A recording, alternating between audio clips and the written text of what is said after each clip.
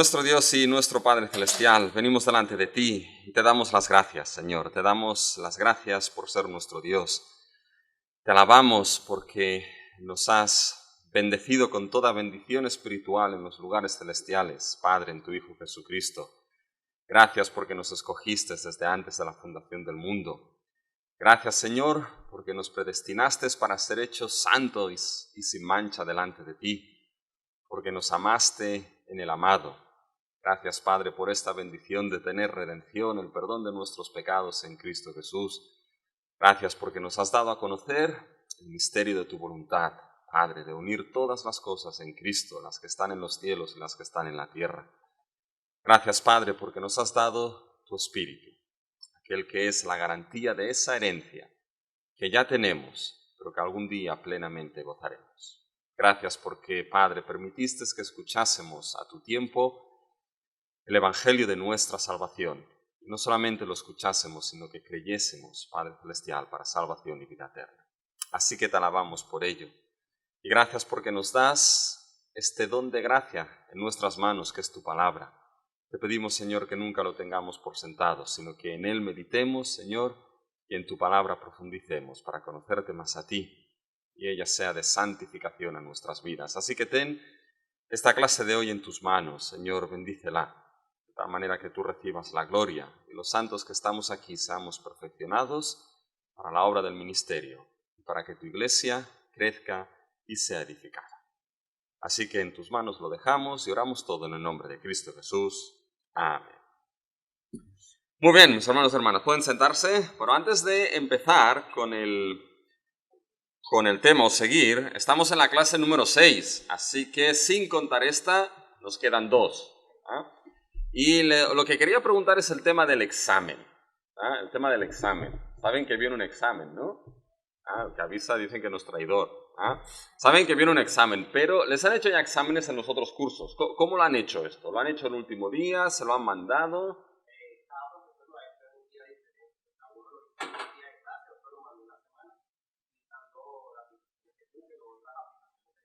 Vale.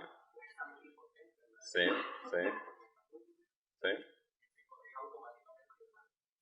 Entonces, ¿qué prefieren? ¿Que hagamos el examen, la clase número 8? Eso quiere decir que esa clase sería más cortita, porque tendríamos que acabar con el nuevo pacto. Esa clase sería más cortita y posiblemente la última hora hacer el examen. Solamente habría 2 preguntas de esa última clase en el examen, no se preocupen. Y ya les dejaría intuir cuáles serían. Entonces, ¿lo quieren la última clase o quieren que el examen se les envíe? Y entonces cada uno quede bajo los ojos de Dios que supervisan toda la tierra, para no mirar los apuntes y hacerlo. Bueno, vamos a ver. ¿Cuántos quieren que sea la clase número 8?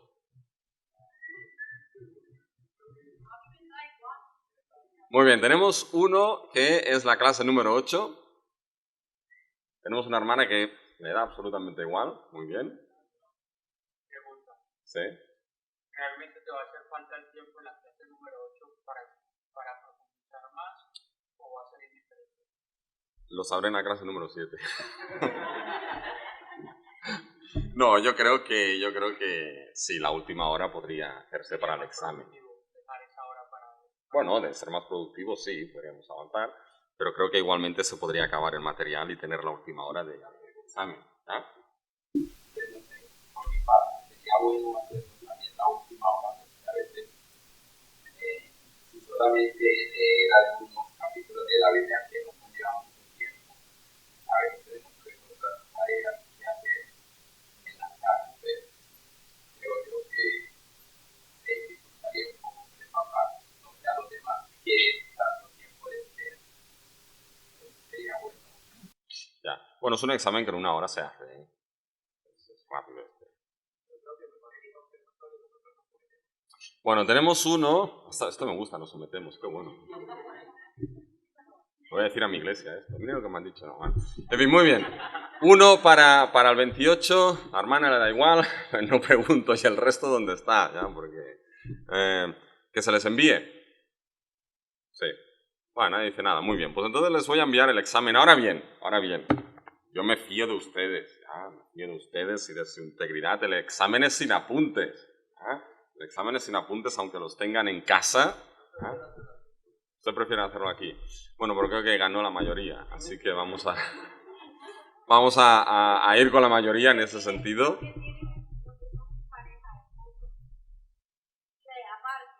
Ah, sí, por supuesto, sí.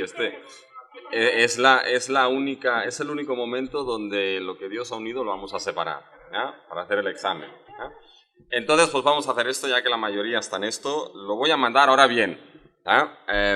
Confío en su integridad, ¿ya? Así que el examen va a ser sin apuntes. Va a ser un examen fácil, ¿ya? Fácil, no sufran. Yo estoy seguro que si les pongo ahora el examen lo pasan, segurísimo, ¿ya? Porque ya va a ser muy, muy fácil. Van a ser conceptos básicos, ¿sí? No quiero que se queden con todos los detalles que estamos explicando aquí. Detalles ya poco a poco y con el tiempo uno se va acordando de ellos, se le van quedando en la mente, los tienen en los apuntes. Es decir, yo no voy a preguntar detalles concretos, voy a preguntar lo que son categorías generales que son importantes, que así son fundamentales. ¿Sí? Esto es lo que voy a ir preguntando, así que no sufran. Y bueno, ya la última clase entonces ya diríamos cuándo les mandaré el examen y cuándo tiene que entregarse, ¿vale? Cuándo tiene que entregarse. Vamos a poner un día, como lo hacen en los colegios ahora, ya que pueden entregar los deberes así vía digital. Pondremos un día hasta las 23:59 de la noche, ¿sí? A las 00:00 se acaba el plazo, ¿sí? Muy bien. ¿Todos bien con esto? Bueno, sé que todos bien no, pero bueno, ahí vamos. Muy bien. Pues vamos a seguir adelante, mis hermanos, y vamos a seguir con lo que es Génesis 17. Vamos a acabar ya todo lo que es la historia de Abraham, al menos con esos pactos que estamos viendo.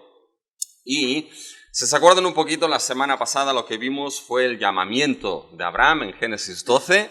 Y en ese llamamiento nos dimos cuenta de que Dios empezaba dentro de todo este progreso de la historia de la salvación, Dios empezaba una nueva etapa, ¿ya? Algo nuevo. Acuérdense que vimos que el llamamiento de Abraham en Génesis 12 era contemplado, visto, interpretado desde las Escrituras como un acto de nueva creación. Dios empezaba una nueva creación con el llamamiento de Abraham. Y algunos opinan de que es el último nuevo inicio que hay hasta que no llegamos a lo que es el nuevo pacto con Cristo Jesús. Pablo en Romanos 4 lo interpretaba con lenguaje de creación, ya el que llama las cosas que no son como si fuesen, el que da vida a los muertos. Y después vimos que en la historia de Abraham pues hay bastantes vínculos con lo que es Génesis y sobre todo con el rol adámico de Génesis 1, del 26 al 28, multiplicados, fructificados, etcétera, etcétera. Entonces, con el llamamiento de Abraham, si se acuerdan, lo que dijimos es que las bendiciones que nos encontrábamos en la creación, las bendiciones del rol adámico que pasan después a Noé y a su familia, pasaban a Abraham, pero no en forma de bendición, sino en forma de promesa. ¿Se acuerdan? Era en forma de promesa. Y en ese Génesis 12, del 1 al 3, vimos que había dos grandes secciones, básicamente. La primera que Dios le decía, vete, ¿sí? Y entonces le daba 3 sets de promesas, y después sé bendición, y le daba 3 sets más de promesas. Esa era la estructura de Génesis 12, los 3 primeros versículos. Y eso era importante, porque el primer set, vete a la tierra que te mostraré, etcétera, etcétera. Abraham era el depositario de esas bendiciones, ¿sí? De esas promesas. Él es quien va a recibir esas promesas. Mientras que el segundo set, sé bendición, Abraham no es el depositario, sino que es el mediador de esas promesas. Por lo tanto, a través de Abraham, ¿ya? Dios bendecirá a los que le bendijeren, maldecirá al que le maldijere, y a través de Abraham serán benditas todas las familias de la tierra. Esta estructura era importante, porque después, cuando pasábamos, y lo vimos, a Génesis 15 y Génesis 17, es cuando Dios establece el pacto con Abraham. Y Génesis 15 explicamos que lo que hacía Dios era cerrar las promesas del primer set, es decir, las promesas en las que Abraham es el depositario. ¿Se acuerdan de esto? ¿Sí? Entonces, Génesis 15, Dios las va a cerrar en pacto. Sobre todo, la promesa de la simiente y la promesa de la tierra. Y en Génesis 17, que llegamos hoy, Dios va a cerrar en pacto el segundo set de promesas de Génesis 12, las que Abraham es no depositario, sino mediador. ¿Sí? A través de él va a bendecir todas las familias de la tierra. ¿Sí? ¿Nos vamos situando?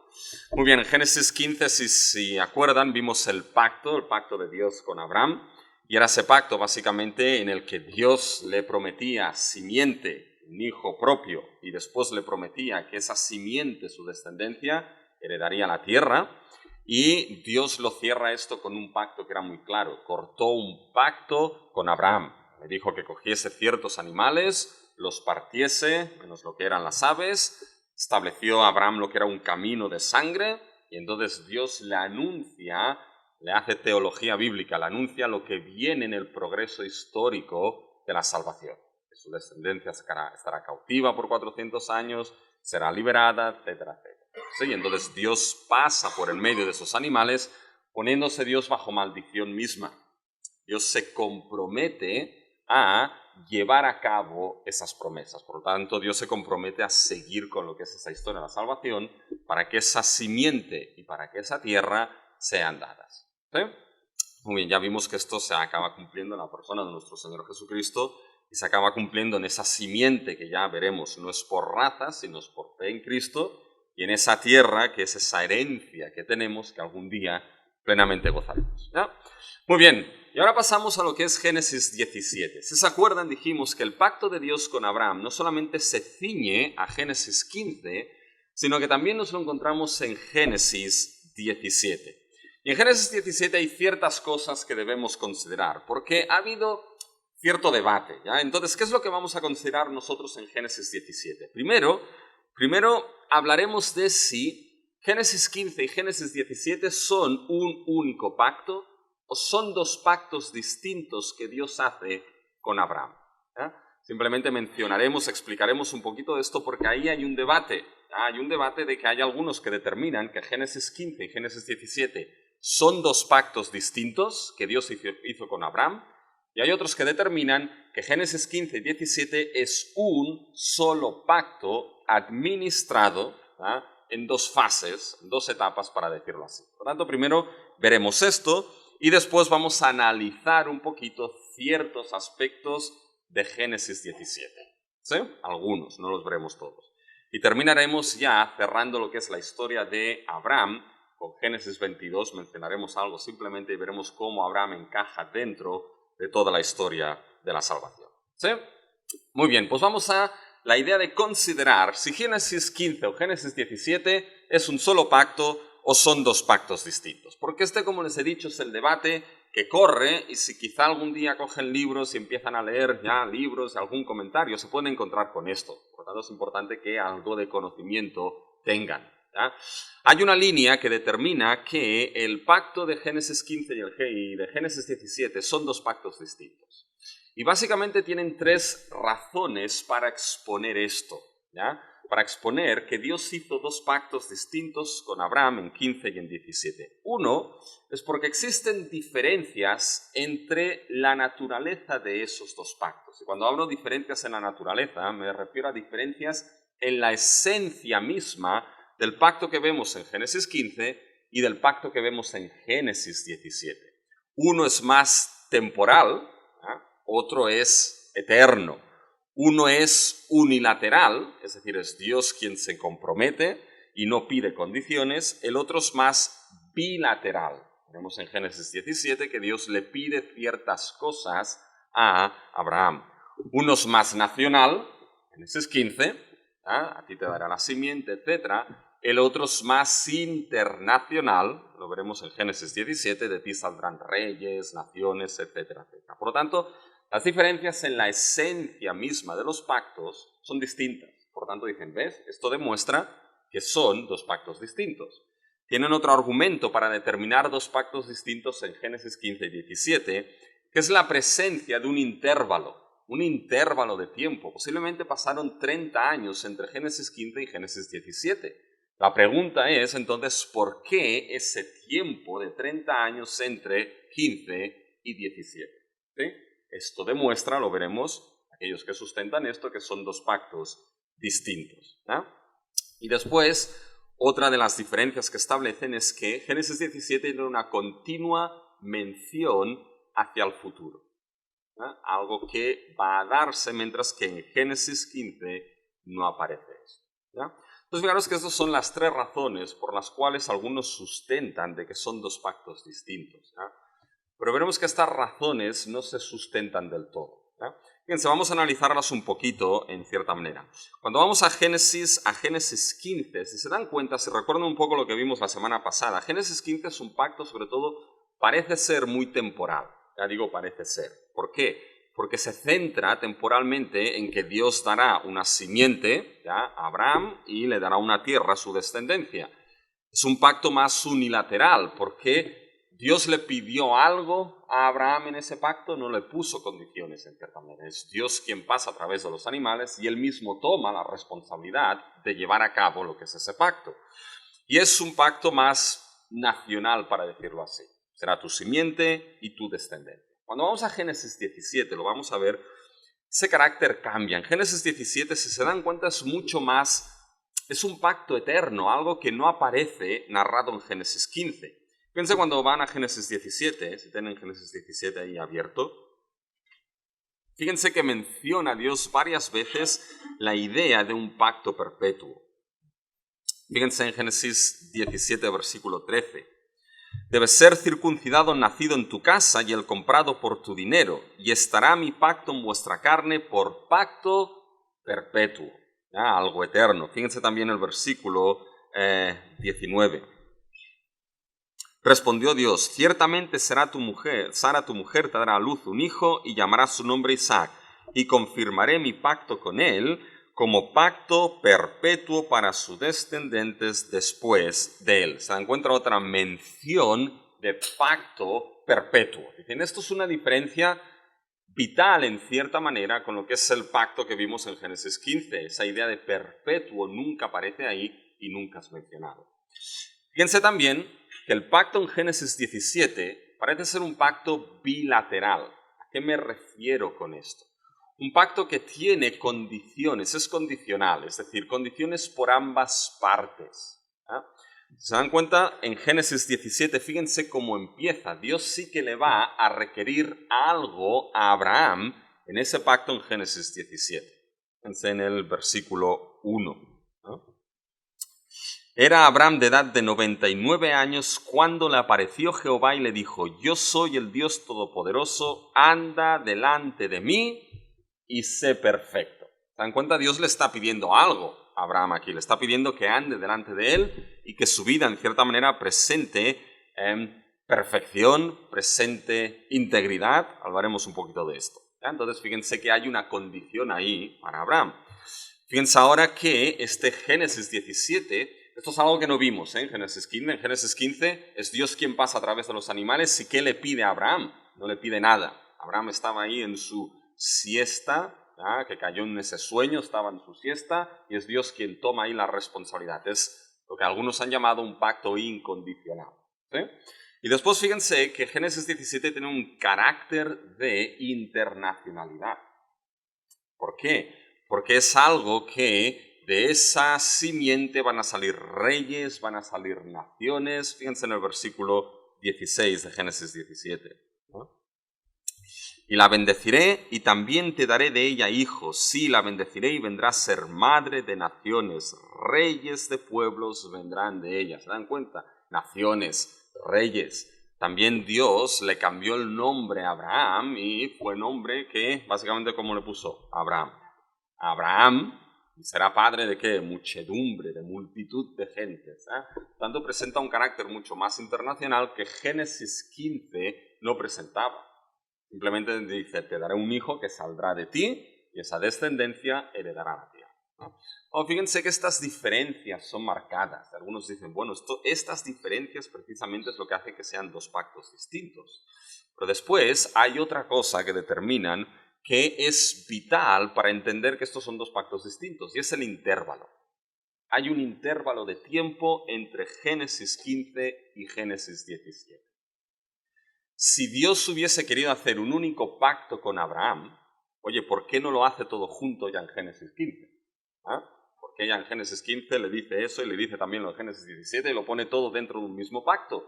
¿Por qué un intervalo prácticamente de 30 años entre Génesis 15 y Génesis 17? Esto es lo que algún autor ha llamado supuestas anomalías. Hay supuestas anomalías que son en cierta manera difíciles de conjugar. Y la única manera de conjugar ese intervalo de tiempo entre Génesis 15 y Génesis 17 es solamente si entendemos e interpretamos que son dos pactos distintos. Dios hizo con Abraham algo en Génesis 15, pasó tiempo y después de repente hace otro pacto en Génesis 17. Por eso hay ese tiempo en medio. ¿Sí? Ahora bien, mis hermanos, estas supuestas diferencias entre Génesis 15 y Génesis 17 no son tan supuestas. Y estas supuestas anomalías que determinan dos pactos no son tan supuestas anomalías, sino que cuando miramos bien lo que es Génesis 15 y Génesis 17, nos vamos a dar cuenta de que es imposible que sean dos pactos distintos, porque uno recoge lo que Dios ya ha dicho en otro pacto. Es decir, Génesis 17 nos vamos a dar cuenta de que recoge las promesas que Dios dio a Abraham en Génesis 15. Fíjense que cuando vamos a Génesis 17:8, fíjense que ahí se recogen promesas de lo que Dios ya le dijo a Abraham en Génesis 15. Fíjense 17:8. Y te daré a ti y a tu descendencia después de ti la tierra en que moras, toda la tierra de Canaán, en heredad perpetua, y seré el Dios de ellos. ¿Qué es lo que le está prometiendo aquí Dios a Abraham? Bueno, le está prometiendo algo que ya le dijo en Génesis 15. Esa promesa es precisamente lo que le promete en Génesis 15, los versículos 7 y 16 de Génesis 15. Fíjense el versículo 7, ¿ya? De Génesis 15. Y le dijo, yo soy Jehová que te saqué de Ur de los Caldeos para darte a heredar esta tierra. En cuenta, le promete tierra, lo mismo que nos encontramos aquí en Génesis 17. Fíjense ahora en el versículo 16, mis hermanos, de Génesis 15. Y en la cuarta generación volverán acá, porque no ha llegado a su colmo la maldad del amorreo hasta aquí. Es lo que le está diciendo Dios a Abraham en Génesis 15, en ese versículo. Bueno, de que su descendencia volverá ¿a dónde? Volverá precisamente a esa tierra que le ha prometido. Cuando la maldad del amorreo llegue a su colmo, Dios los devolverá a la tierra, que es precisamente la entrada de la conquista, y eso será el acto de juicio de Dios sobre esas naciones malvadas y la manera en cómo Dios cumplirá la promesa de hacer volver a su pueblo ahí y darles a tierra. ¿Se dan cuenta? Esto es lo que nos encontramos en Génesis 15, ¿recuerdan? Bueno, pues esto es lo que nos encontramos en Génesis 17 también, versículo 8. Y te daré a ti y a tu descendencia después de ti a tierra en que moras, toda la tierra de Canaán en heredad. Fíjense cómo terminaba Génesis 15,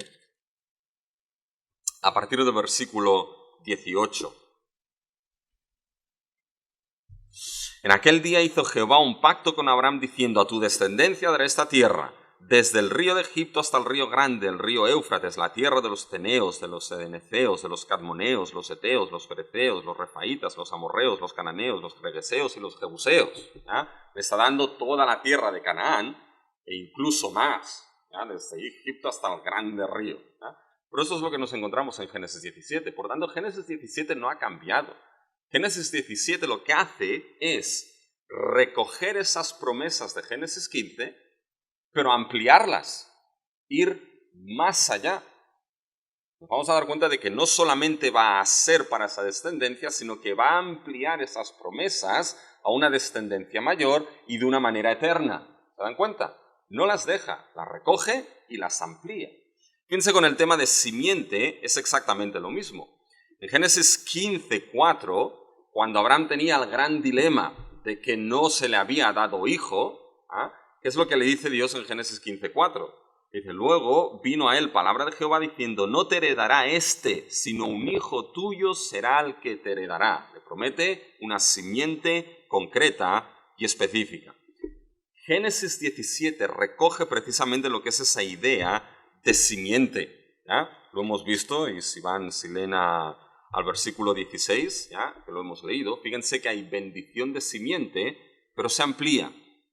Y la bendeciré, se refiere a Sara, y también te daré de ella hijo. Fíjense que ahí no dice hijos, ¿ya? Dice hijo.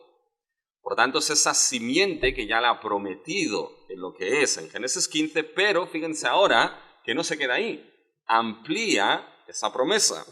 Dice, sí la bendeciré y vendrá a ser madre de naciones, reyes de pueblos vendrán de ella. ¿Se dan cuenta? Todo Génesis 17 no es nada aparte de Génesis 15. Retoma esas promesas y las amplía. ¿Sí? Por tanto, esto nos muestra de que, oye, no hay tantas diferencias entre uno y el otro. En ese progreso se recogen esas promesas y se amplían. ¿Sí? Había una mano por ahí. No sé si hay micro. No sé cómo va hoy eso. ¿Tienen que salir delante para hablar o no salen delante?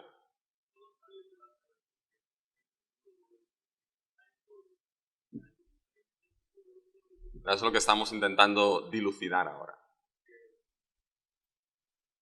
¿Es que qué?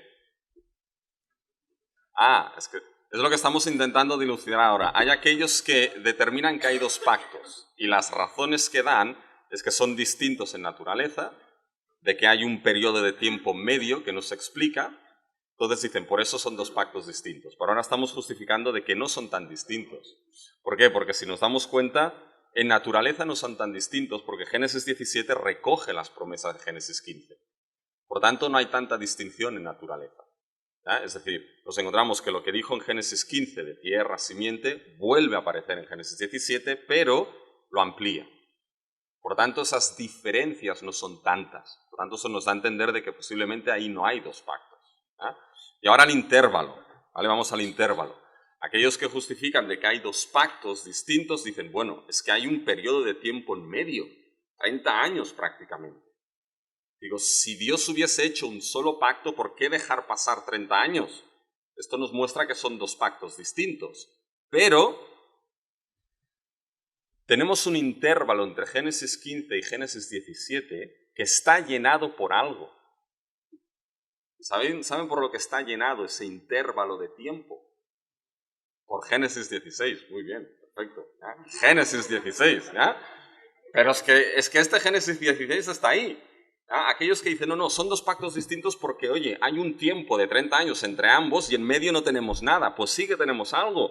Tenemos Génesis 16 y ese Génesis 16 es importante para explicarnos por qué hay ese periodo de tiempo en medio. ¿Ya?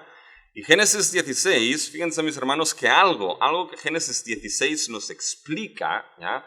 Es precisamente la desobediencia de ¿quién?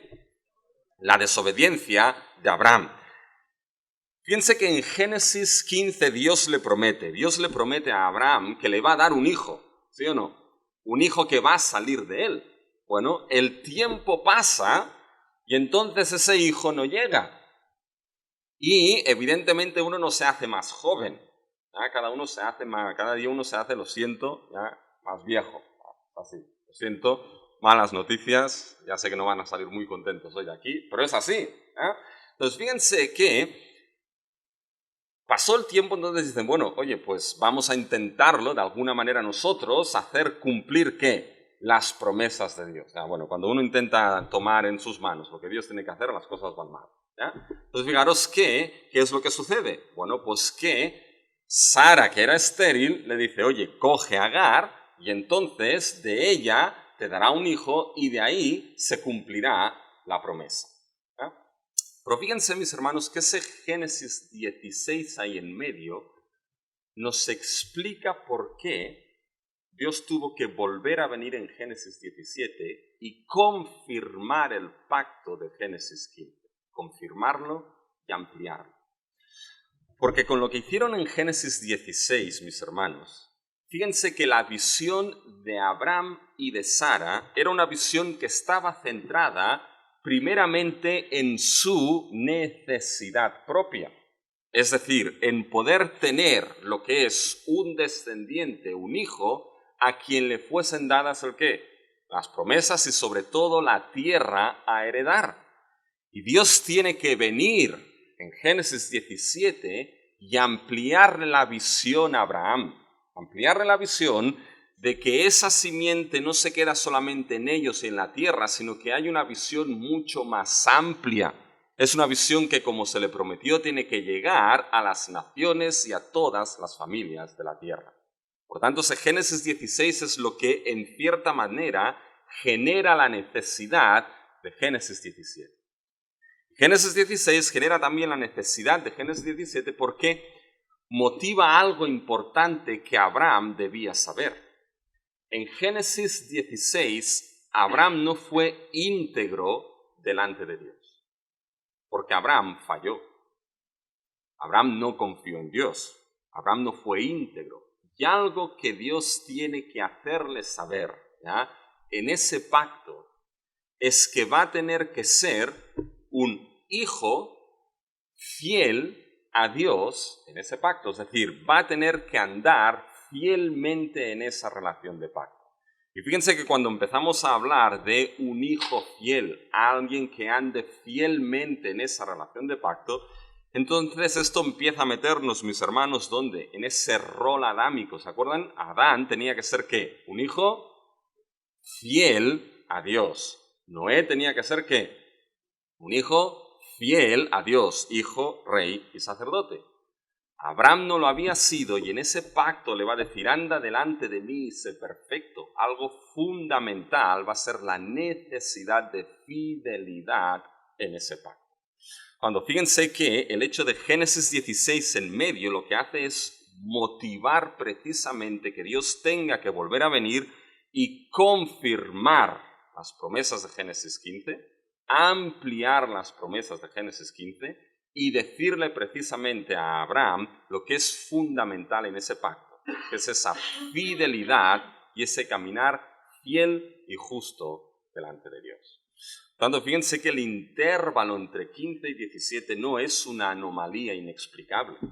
Está explicada por Génesis 16. Génesis 16 es que nos muestra, nos llena ese intervalo y nos muestra la necesidad de Génesis 17. Por tanto, con eso nos vamos dando cuenta de que no parecen ser dos pactos distintos, 15 y 17. Son un mismo pacto administrado en dos etapas distintas, en la que una amplía y refuerza cosas que ya se dijeron en Génesis 15. ¿Ya? Y fíjense lo último, que aquellos que abogan, que Génesis 15 es incondicional. Dios no le pide nada a Abraham, mientras que en Génesis 17 sí que Abraham tenía que hacer algo. ¿Seguro que Dios no le pidió nada a Abraham en Génesis 15? ¿Seguro? ¿Se acuerdan que Génesis 15 surgía a raíz de Génesis 14?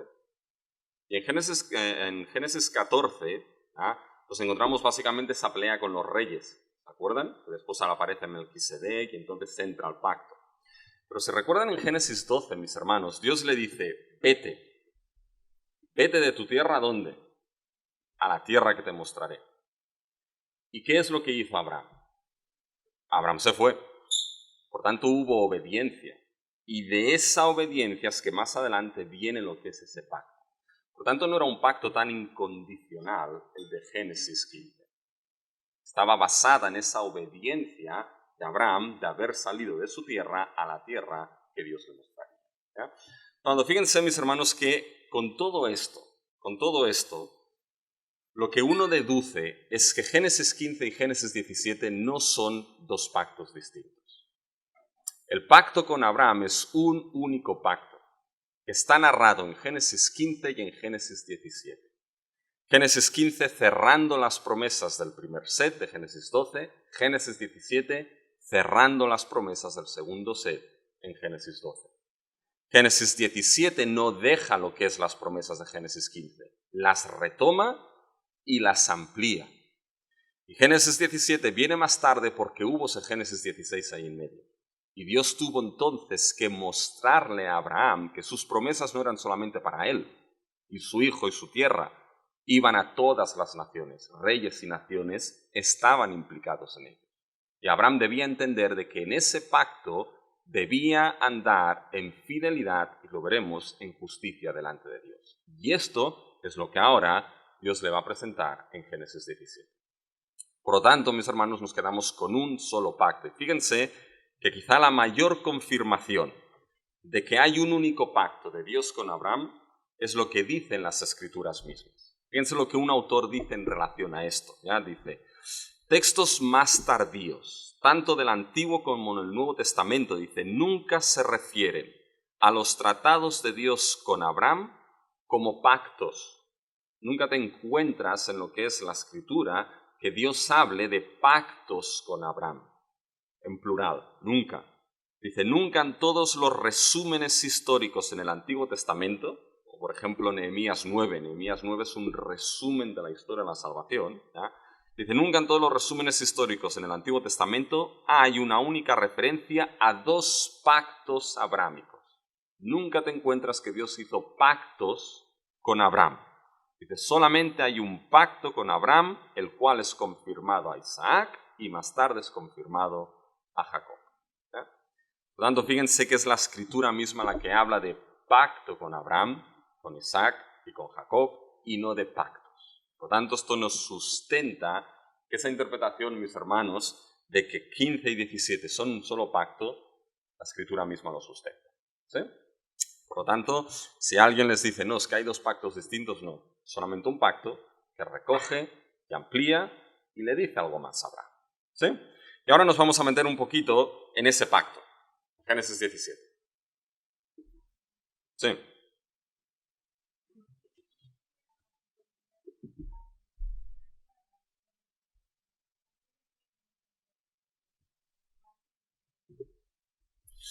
Básicamente por cómo se estructura Génesis 12. Ya hablamos de las diferentes estructuras que tenía Génesis 12. ¿Ya? Sí que alteraría en cierta manera, ¿ya? Porque entonces uno tendría que pensar qué más le promete Dios a Abraham en Génesis 17. Porque sería un pacto distinto. ¿Ya? Sería un pacto en la historia distinta. Por lo tanto, ¿qué hay más en Génesis 17 que no hubo en Génesis 15? ¿Ya? Y sería algo distinto. Entonces, y también sería entender Génesis 12 de una manera distinta. Pero nos damos cuenta de que Dios aquí no está prometiendo nada distinto. Está prometiendo cerrando un pacto, lo que ya le dijo en Génesis 12. Simplemente esas promesas las amplía. ¿Ya? Entonces, claro, sería preguntarnos, oye, ¿qué hay de nuevo aquí? Y nos damos cuenta de que no es que haya nada nuevo. Amplía lo que ya le dijo en Génesis 12. Y que está en promesa en Génesis 15. ¿Ya? Pero eso es importante, porque entonces esto nos llevaría a entender distinto Génesis 12, ¿ya? Y a preguntarnos qué hay aquí que es nuevo que en los otros pactos no están, o que en Génesis 12 no está, y no hay nada nuevo. ¿Ya? No hay nada nuevo. ¿Sí? Muy bien. Muy bien, ahora sí que nos metemos ya, sabiendo que es un solo pacto, nos metemos ya en Génesis 17. ¿Ya? Y me imagino que se lo leyeron, ¿no? Génesis 17. ¿Sí? ¿De verdad? ¿O quieren que lo leamos? Bueno, sí, para tiempo atrás, ¿no? Muy bien, vamos a lo que es Génesis 17, mis hermanos, y vamos a ver un poquito lo que es, primeramente, la estructura. Nos centraremos en analizar tres cositas de Génesis 17. ¿Ya? Primero veremos lo que son los mandatos, ¿ya? Los mandatos y la confirmación del pacto, que están en los primeros dos versículos de Génesis 17. ¿Ya? Después nos centraremos en ver la idea de Abraham como padre de multitudes, ¿sí? Y terminaremos con lo que es la señal del pacto. Dios establece aquí una señal concreta y específica para Abraham y su descendencia en ese pacto. Fíjense, vamos primeramente a analizar lo que son esos mandatos, ¿ya? Que Dios da a Abraham, esa confirmación del pacto en los primeros dos versículos. Y fíjense que aquí tienen delante de ustedes la estructura de lo que es Génesis 17. Y es una estructura muy paralela, si se dan cuenta, ¿ya? Lo que Dios le dice en cierta manera a Abraham, de manera paralela vuelve a repetirse lo que es a Sara. Y la estructura se repite, ¿ya? Fíjense, los primeros 14 versículos, dice, es la intención de Jehová, nos encontramos de confirmar su pacto con la nación. Abraham se postra sobre su rostro, Dios promete descendencia y tierra, y le da la señal de la circuncisión. Pues cuando pasamos a partir del versículo 15, esa historia se repite, esa estructura se repite, pero con Sara, dice, la intención de Jehová de bendecir a Sara, ¿ya? Con nación y con reyes. Nuevamente Abraham se postra sobre su rostro, Dios promete un hijo a Sara, y entonces la señal de la circuncisión aquí es puesta en práctica. ¿Ya? Bueno, fíjense que esto es un poquito lo que es la estructura que nos encontramos en este Génesis 17. Y los dos primeros versículos, mis hermanos, los dos primeros versículos, nos damos cuenta de que ahí Dios lo que va a hacer en cierta manera es mandarle algo a Abraham. ¿Ya? Se va a presentar, Dios se presentará de una manera concreta y le dará unos mandatos concretos a Abraham. ¿Ya? Y después confirmará su pacto. Y para entender esa presentación de Abraham y esos mandatos de Dios a Abraham, debemos verlos a la luz, evidentemente, de lo que hemos dicho de Génesis 16. Si se acuerdan, Génesis 15 salía a raíz de lo que pasó en Génesis 14. ¿Se acuerdan en Génesis 14? Ya la lucha contra los reyes, ya Melquisedec aparece por ahí, el rey de Sodoma, y entonces después viene Dios y dice, no te preocupes, ya yo seré tu escudo, esos reyes no harán nada, yo seré tu escudo y tu galardón será grande. ¿Ya? Y ahí empieza todo, no cogió lo del rey de Sodoma, pero sí Dios le dará galardón grande. Y de ahí viene Génesis 15. Bueno, pues Génesis 17, para entender cómo Dios se presenta y los mandatos que Dios le da a Abraham en los dos primeros versículos, tenemos que verlo a la luz de Génesis 16. Fíjense, vamos a leer los dos primeros versículos de Génesis 17. Era Abraham de edad de 99 años cuando le apareció Jehová y le dijo, yo soy el Dios Todopoderoso, anda delante de mí y sé perfecto. Y pondré mi pacto entre mí y ti y te multiplicaré en gran manera. ¿Ya? Fíjense que primeramente Dios se presenta como ¿qué? Se presenta como el Dios Todopoderoso. Y segundo, le da dos mandatos. Le dice, anda delante de mí y sé perfecto. Entonces, para entender esa presentación de Dios como el Dios Todopoderoso, es importante que lo veamos a la luz de Génesis 16, porque ya hemos explicado un poco lo que en Génesis 16 sucedió.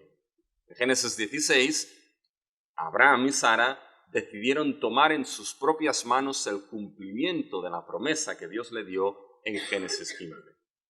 Se hacían viejos, ese niño no llegaba, y entonces, ¿qué es lo que le dice Sarai, su esposa, a Abraham? Fíjense en el capítulo 16, el versículo 2. Dijo entonces Sarai a Abraham, ya ves que Jehová me ha hecho estéril, te ruego pues que te llegues a mi sierva, quizá tendré hijos de ella, y atendió Abraham al ruego de Sarai. Fíjense que aquí Sarai dice, quizá tendré hijos de ella. ¿Ah? Esto aquí empieza a verse lo que es en cierta manera algo que era cultural de aquel tiempo, que era la ley del levirato. Por tanto, el primer descendiente no contaría para Agar, sino que contaría para Abraham y para Sara. Pero fíjense que lo que nos encontramos aquí es que Sarai le dice, oye, llégate a Agar, para que de esta manera pues, pueda dar hijos y esa descendencia, en cierta manera, continúe adelante. Y eso es lo que sucedió. Agar le dio un hijo, y ese hijo se llamó Ismael. Muy bien. Y uno podría pensar aquí, oye, la promesa ya está. Abraham ha tenido un hijo y por lo tanto la promesa sigue adelante. Porque de otra manera no podría seguir. De otra manera no podría seguir adelante. Porque Sara, ¿qué edad tenía, mis hermanos? Sara ya estaba avanzada en años, ¿sí o no? Fíjense en el versículo 16, la edad que tenía Abraham. Fíjense. Era Abraham de edad de 86 años cuando Agar dio a luz a Ismael. Abraham tenía 86 años. Ya nos dijo Pablo en Romanos que el útero de Sara estaba ¿qué? Necroso, estaba muerto. Si no era así, mis hermanos, la promesa de un hijo, de una simiente que heredase la tierra, era algo imposible. Es más, cuando llegamos a Génesis 17, fíjense que ahí la edad se incrementa de Abraham. Era Abraham de edad de 99 años, mis hermanos. 99 años. Ahora imagínense tener un hijo con 99 años, mis hermanos.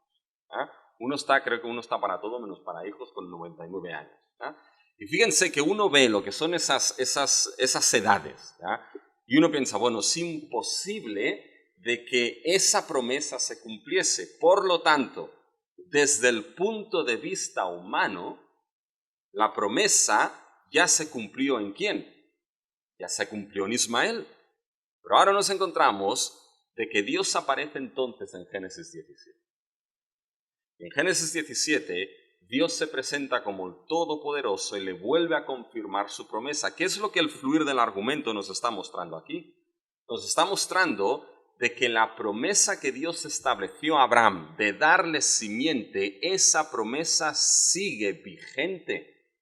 Esa promesa no se ha cumplido con el hijo que Agar le dio a Abraham, no se ha cumplido con Ismael.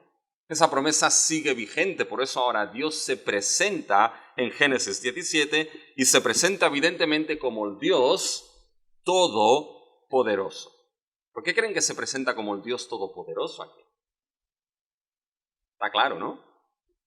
¿Se han preguntado esto? Saben que los nombres de Dios revelan quién es Dios.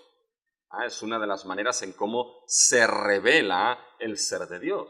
Bueno, aquí Dios hubiese podido revelarse como el omnisciente, hubiese podido revelarse como el santo, hubiese podido revelarse de otra manera, pero se revela como el Dios todopoderoso, lo que es una de las descripciones y revelaciones de Dios que es fundamental en la historia de los patriarcas, con Abraham, con Isaac y con Jacob. Él es el Shaddai, el todopoderoso. Y se revela así de esta manera por algo vital, porque ese hijo, Ismael, no era el hijo de la promesa. Y Dios tiene que aparecer ahora, y tiene que aparecer como el Dios todopoderoso que es capaz de hacer ¿qué? Que es capaz de un hombre de 99 años y de un útero necroso que está muerto y no tiene vida, solamente el Dios todopoderoso puede hacer ¿qué? Puede sacar vida de donde no hay vida, puede dar de donde no hay, mis hermanos.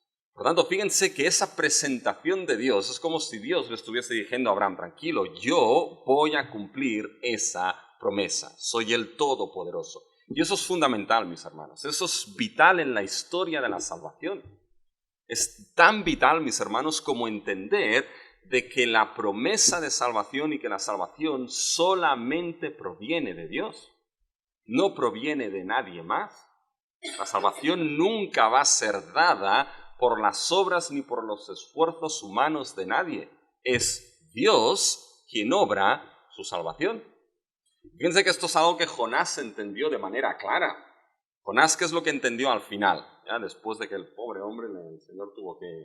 ¿Pero qué entendió? La salvación es de Jehová, punto. Y cuando decimos que la salvación es de Jehová de principio a fin. Y no se aporta nada al ser humano ahí. Fíjense que esto es vital aquí. Porque Dios prometió en Génesis la simiente de ¿qué? La simiente de la mujer. Dios dio a Set en sustitución ¿de quién? De Abel. Es Dios quien lo da. ¿Se dan cuenta? Nos encontramos ahora, mis hermanos, con Sara, que era estéril, pero el Dios Todopoderoso es quien dará simiente de la promesa. ¿Cuántas mujeres más estériles nos encontramos en las Escrituras? ¿Han visto, mis hermanos? ¿Cuántas mujeres estériles hay en las Escrituras? Yo cuando estaba en el seminario quise hacer la tesis de esto. Y el título que quería poner a la tesis era La historia de la salvación corre a través de úteros estériles. Y el profesor me dijo, hombre, esto como título de tesis, pues muy bien no queda. Así que la cambié, ya hice otra cosa. Pero fíjense que es así, mis hermanos. Nos encontramos con Sara, que era ¿qué? Era estéril.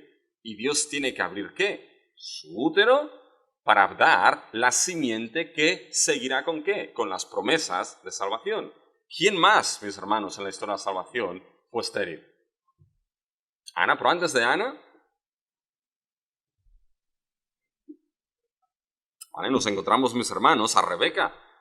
Fíjense, cuando estamos, mis hermanos, fíjense en Génesis 25.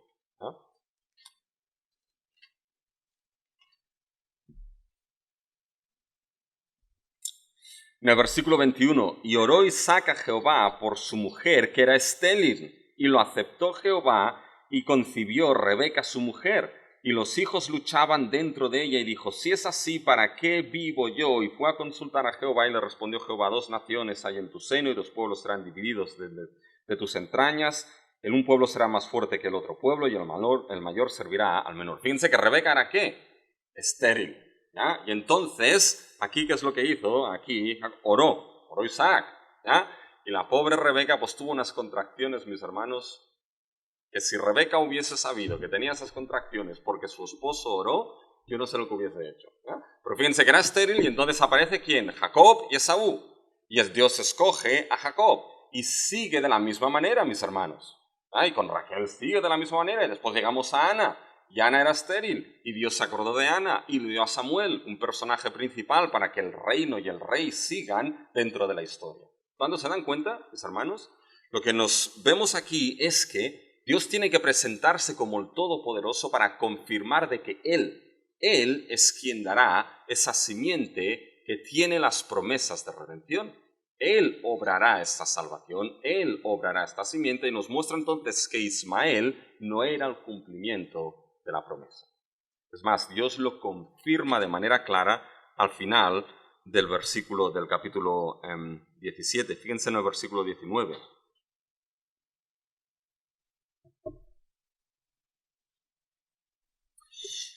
Respondió Dios, ciertamente Sara tu mujer te hará a luz un hijo y llamarás su nombre Isaac. Y fíjense lo que ahora dice Dios. Dice, y confirmaré mi pacto con él como pacto perpetuo para sus descendientes después de él. ¿Se dan cuenta? Dios le dice, te dará un hijo, llamarás su nombre Isaac. Más claro no puede ser aquí Dios. Y yo confirmaré. Mi pacto es con él es la simiente prometida que tiene las promesas de salvación. ¿Se dan cuenta? Tanto, mis hermanos, que Dios se presente como todopoderoso es fundamental para eso, en la historia de la salvación y en ese sentido para cumplir las promesas dadas a Abraham. Pero Dios ahora le pide dos cosas a Abraham. Esos son los mandatos que Dios le da. ¿Qué es lo que le pide? Fíjense, le pide, anda delante de mí y sé perfecto. Y eso es algo importante lo que Dios le pide. Primero, que ande delante de él. ¿Cuál es esta idea? No sé si recuerdan, les mencioné un poquito de esto, pero vamos a volver a ello. En la Escritura, sobre todo en el Antiguo Testamento, se puede andar delante de Dios, esto es una frase que aparece, delante de Dios, o a la inversa, es Dios quien puede andar delante de uno. Y esas dos frases son frases que aparecen de manera marcada muchas veces a lo largo de las Escrituras del Antiguo Testamento. Y se ha hecho ahí un libro que es solamente un estudio de esas dos frases. Alguien se dedicó a estudiar estas dos frases, así que si mis hermanos no tienen nada que hacer, ya saben lo que pueden estudiar. Y estudió las menciones de cuando aparece que es Dios quien anda delante de alguien, y después estudió las menciones de cuando es alguien que anda delante de Dios. Y en todos los estudios salieron las categorías de que esas dos frases cambian muchísimo, porque cuando es Dios quien anda delante de uno, el significado siempre es que Dios anda como refugio, amparo, protector de aquellos a los que Dios está delante. Como por ejemplo, nos lo encontramos en todo lo que es el Éxodo. Nos encontramos lo que es la columna de humo y la columna de fuego que andaban delante del pueblo. Por lo tanto, esta es la visión de que Dios anda como escudo, amparo, protector del pueblo. ¿Sí? Ahora bien, cuando la estructura cambia, cuando es uno que anda delante de Dios, cuando Dios le pide a uno que ande delante de él, eso se refería o se aplicaba muchas veces a las conductas de los patriarcas, de reyes, de sacerdotes, y la idea de cuando uno anda delante de Dios es la idea de que uno anda sirviendo como emisario o representante diplomático de alguien. Eso es muy importante. Cuando uno andaba delante de alguien, la visión era de que ese que iba andando delante de alguien andaba como emisario y representante diplomático de la otra persona. Bien, cuando esto nos lo encontramos en las Escrituras del Antiguo Testamento, anda delante de mí, cuando Dios le está pidiendo esto a Abraham, ¿qué es lo que le está pidiendo? Evidentemente no le está diciendo a Abraham, anda delante de mí para que seas mi refugio, mi escudo y mi fortaleza. No, porque ya ha dicho, oye, que soy todopoderoso y no te necesito en ese sentido. Le está diciendo a Abraham de que ande delante de él y por lo tanto Abraham sea ¿qué? Sea ese emisario y ese representante diplomático de Dios. ¿A quién, mis hermanos? A las naciones. A esas naciones en las cuales Abraham se encontraría y sería puesto, mis hermanos, en esa tierra. ¿Se dan cuenta? Fíjense que esto se relaciona muchísimo con el llamado en Génesis 12. ¿Se acuerdan de los dos imperativos en Génesis 12? Vete y sé bendición. Bueno, esto es lo que vemos aquí. Abraham, vete y sé bendición. Anda delante de mí como emisario y representante de este Dios todopoderoso que te ha llamado. Y fíjense que esto, mis hermanos, nos lleva entonces de una manera muy clara a lo que es el rol adámico que ya nos encontramos desde la creación misma. Adán, ¿qué es lo que tenía que hacer, mis hermanos? Como hijo, rey y sacerdote, acuérdense que tenía que ser, en cierta manera, el representante diplomático de Dios sobre toda la creación. Debía extender lo que era el reino del Creador sobre los 4 rincones de la tierra. Debía manifestar el conocimiento del Creador sobre los 4 rincones de la tierra. Con Noé, exactamente lo mismo. Id, multiplicad, fructificaos. Y ahora nos encontramos aquí con este hombre que es llamado Abraham, que le dice, anda delante de mí. Es decir, ese rol adámico de ser emisario, de mostrar ese conocimiento, ahora recae sobre tus hombros, Abraham. ¿Se dan cuenta? Es como si aquí Abraham lo que tuviese que mostrar a la humanidad sería el ideal de Dios para la humanidad en la cual se encontrase Abraham. Tenía que ser ese emisario. Y eso es rol adámico, mis hermanos. Y no podía hacerlo de cualquier manera. Tenía que andar delante de Dios y ser perfecto. Aquí la idea de perfecto, la palabra perfecto, mis hermanos, es la palabra de completo. ¿Ya? No quiere decir que no pudiese meter la pata, porque ella la metió, y la metió más. Cuando llegó a Egipto, dice, oye, tú no digas que eras mi esposa en caso de que pase algo. Pero fíjense que le está diciendo que sea completo. Y esa palabra que sea completo es importante. Es importante porque solamente se menciona aquí, en referencia a Abraham, y se menciona, mis hermanos, también en Génesis 6:9 en referencia a otra persona. ¿Saben a quién? Se lo pueden imaginar. Muy bien, fíjense en Génesis 6, versículo 9. Dice, estas son las generaciones de Noé. Noé, varón justo, era perfecto, la misma palabra que para Abraham. Completo, era perfecto, completo en sus generaciones. Con Dios caminó Noé. ¿Se dan cuenta, mis hermanos? Lo que se dice de Abraham se dice previamente de Noé. Y Noé, mis hermanos, ¿quién era? Era el que recogía el rol adámico de Adán y Eva en la creación misma.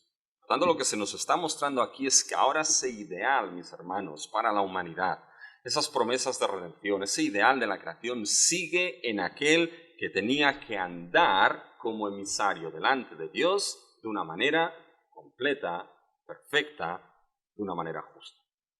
Eso debía saberlo Abraham por lo que había pasado en Génesis 16.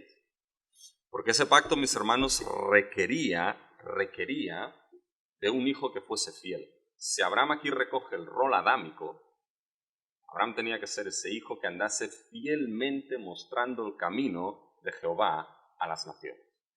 Y eso es lo que nos encontramos en Génesis 18.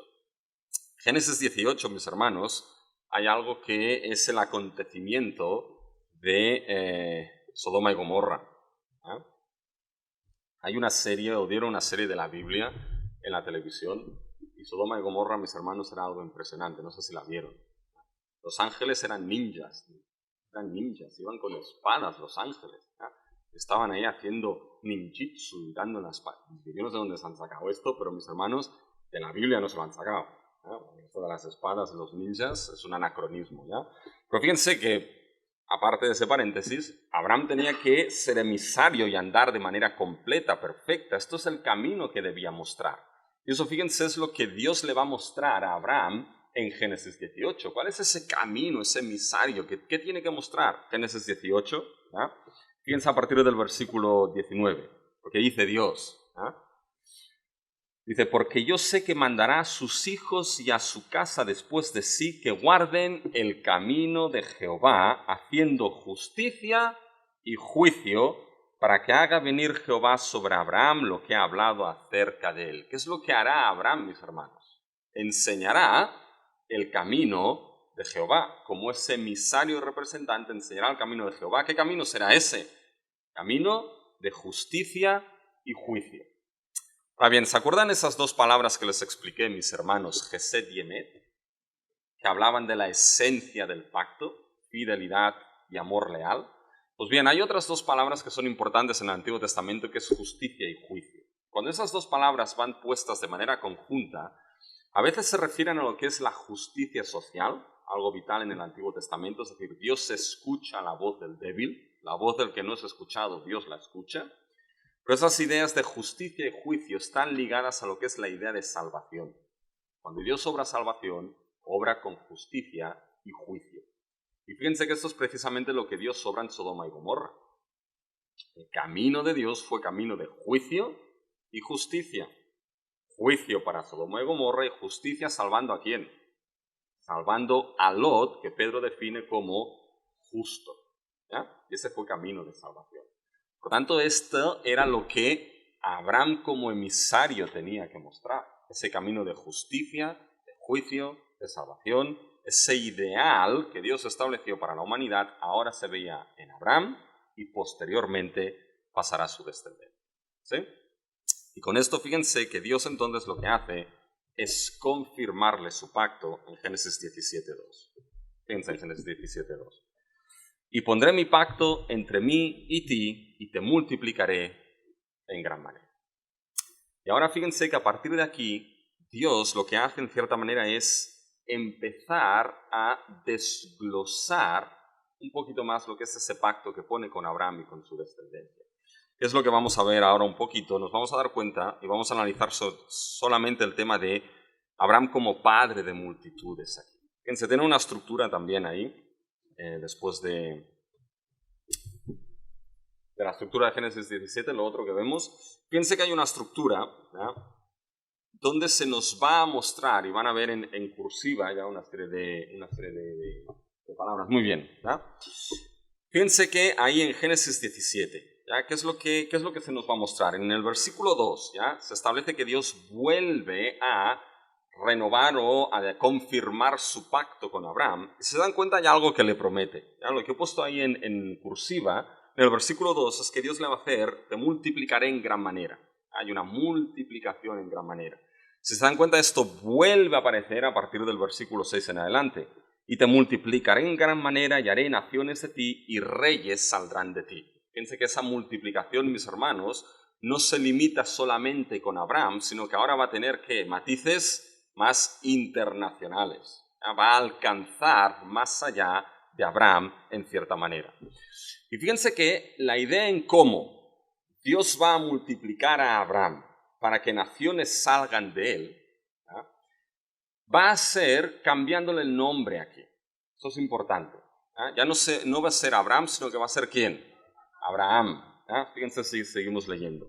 Versículo 3. Entonces Abraham se postró sobre su rostro y Dios habló con él diciendo, he aquí mi pacto es contigo y serás padre de muchedumbre de gentes. Y ya no se llamará más tu nombre Abraham, sino que será tu nombre Abraham. Y ahora aquí viene la razón por la cual le cambió el nombre. Esto es importante. Porque te he puesto por padre de muchedumbre de gentes. ¿Se dan cuenta? De Abraham saldrá esa muchedumbre de gentes. Y esa muchedumbre de gentes, mis hermanos, ¿qué es lo que será? Bueno, será lo que le ha dicho en el versículo 2 y en el versículo 6.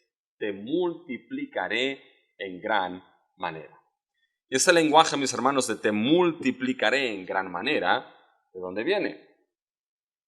Bueno, viene básicamente de Génesis mismo. ¿Qué es lo que Dios le está prometiendo aquí? Bueno, le está prometiendo que lo que va a hacer ahora de su persona, ¿ya? De la persona de Abraham, será cumplir lo que es ese ideal de la creación, ese ideal de humanidad, que ahora se encontrará a través de Abraham, haciéndole muchedumbre de gentes, multiplicándole, saliendo reyes y naciones del mismo Abraham.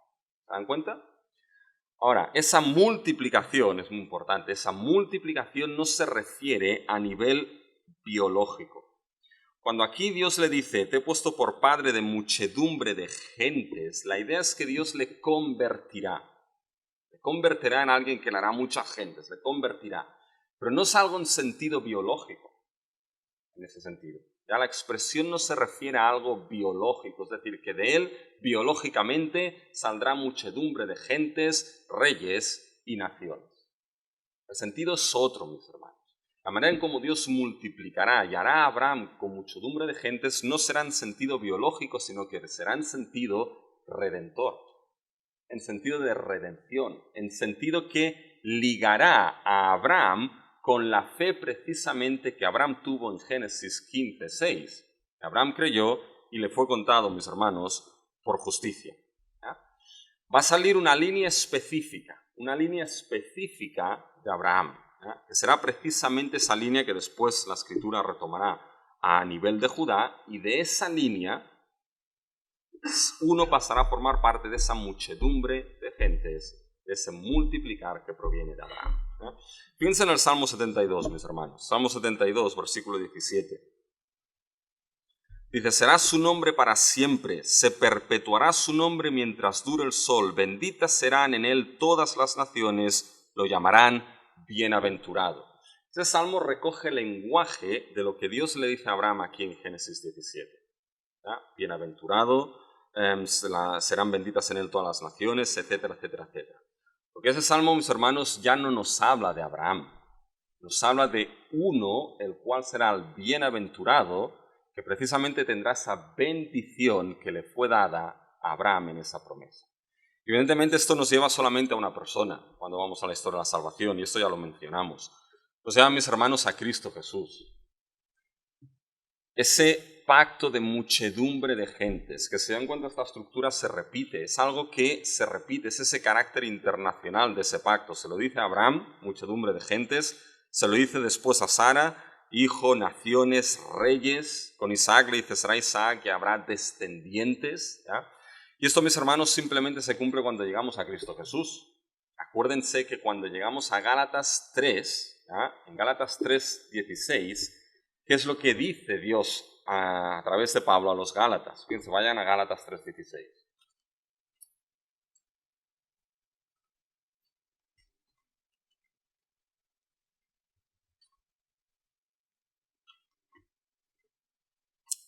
Y fíjense dónde recaen las promesas de Dios a Abraham. Dice, ahora bien, a Abraham fueron hechas las promesas y a su simiente. No dice y a las simientes como si hablase de muchos, sino como de uno, y a tu simiente, la cual es Cristo. ¿Se dan cuenta? Mis hermanos, la línea de muchedumbre de gentes para pasar a esa descendencia que Dios anunció a Abraham es únicamente a través de la simiente de la promesa, que fue Isaac, que después será Jacob, pero que de manera última es Cristo Jesús. Y para formar parte de esa muchedumbre de gentes que surge, mis hermanos, de Abraham y de las promesas dadas a él, únicamente es por medio de la misma fe que tuvo Abraham, una fe que le justificó. Abraham creyó a Dios en su palabra, y nosotros, mis hermanos, creemos en aquel que es el cumplimiento de todas las promesas de nuestro Dios, que es Cristo Jesús. Esa fe es la que justifica al pecador en Cristo Jesús.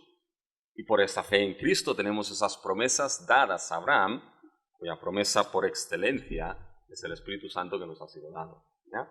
Por tanto, fíjense, mis hermanos, que esto es precisamente a donde nos apunta el pacto de Dios con Abraham en Génesis 17. No está diciendo nada distinto de Génesis 15, lo está ampliando y llevándolo un paso más allá en esa historia de la salvación.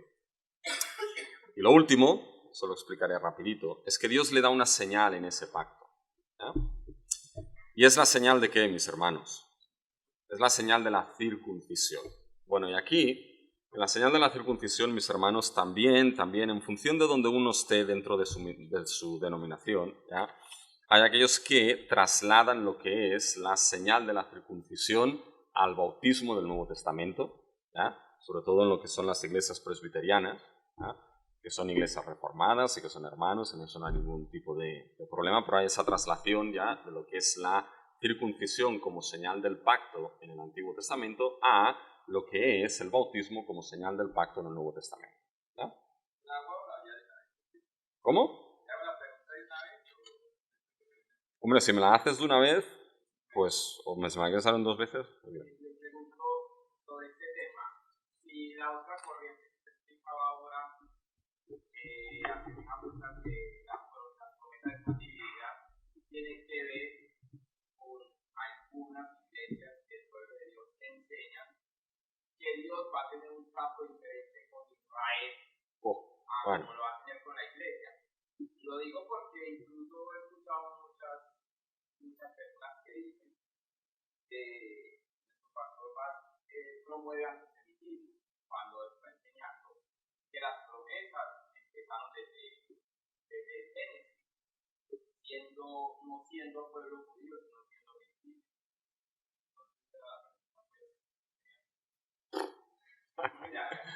que esto es para otro curso. Bueno, ¿saben qué? Vamos a parar aquí, pasamos con la circuncisión después. Esto no viene solamente de entender de si es un pacto en Génesis 15, 17 o son dos, no. Esto es de una comprensión global de cómo toda la historia de la salvación encaja de manera conjunta. ¿Ya? Que sería sobre todo esa posición que has dicho tú, la posición del dispensacionalismo. ¿Ya? Que dentro del dispensacionalismo hay varios colores. ¿Ya? Está el dispensacionalismo tradicional, que es el que considera que Israel es una cosa, la iglesia es otra, las promesas son para Israel, hay otras promesas para la iglesia, etcétera, etcétera. Pero ese dispensacionalismo también varía, y después el dispensacionalismo progresivo, que se acerca más a todo lo que es la otra, la contrapartida, que sería la teología del pacto y así. Eso que estás preguntando tú, esto no viene solamente de aquí, esto viene de cómo se entiende que la historia de la salvación encaja de manera conjunta, es decir, cómo se ponen los pactos que estamos viendo ahora nosotros de manera conjunta. ¿Ya?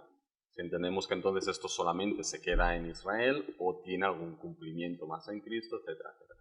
Esa pregunta tiene mucho más de lo que parece.